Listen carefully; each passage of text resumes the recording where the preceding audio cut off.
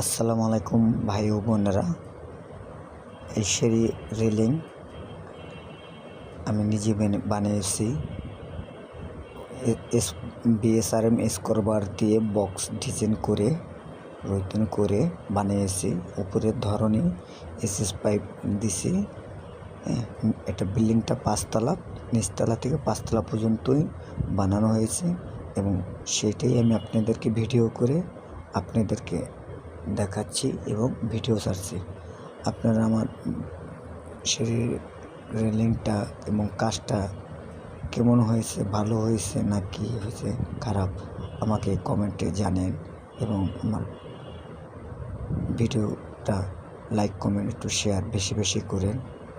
আপনারা শেয়ার না করলে আর 10 জনের কাছে পৌঁছবে না এবং 10 জনে নাহলে ভিডিওটা দেখবে না।